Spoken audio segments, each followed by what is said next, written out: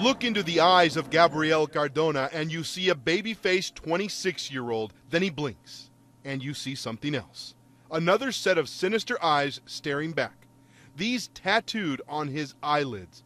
These eyes are a window into the soul of a drug cartel assassin. In all, how many people did you kill? I have no idea. No idea? You lost track? I guess so. Between 20 and 30. Gabriel Cardona says he was 15 years old when the Zetas drug cartel recruited him to kill. He was part of a secret crew of hitmen made up of American teenagers living in Laredo, Texas, along with this man, Rosalio Reta. Both men say they worked for Miguel Angel Trevino, the ruthless, violent leader of the Zetas drug cartel, who was recently arrested in Mexico. I've known this man, and he's not going to tell you to do something that he won't do it himself. And that's why a lot of people follow him. How much control do you think he had of Nuevo Laredo and that whole area in northern Mexico? Absolute control. Cardona says as a teenager he started stealing cars and selling them in Mexico. Then he started carrying drugs and weapons across the border, working his way up the cartel ranks to become a hitman. Cardona dropped out of school in 9th grade. It was great. Did you feel like you could do whatever you wanted? You were untouchable? Yeah, it gives you that sense.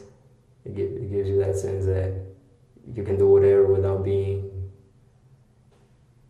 touched, or having that sense of power. Cardona says cartel leaders supplied him with thousands of dollars a week, a Mercedes, and a house. The money was seductive and intoxicating for these teens who came from the ramshackle streets of a Texas border town. Cardona and Reta say they would wait for the phone to ring. A Zetas member would give them a name and they'd go hunting, killing one rival in this car while the victim's wife and child watched. Each time, these men say they were paid $5,000 to $10,000, sometimes more, depending on how important the target was. Eventually, Laredo police caught up to them. Cardona was arrested in a raid. Reta, fearing he was going to be killed while working a job in Mexico, turned himself into American authorities. I couldn't take it anymore. That's one of the risks I took, that I just couldn't take it anymore. It was real hard for me. I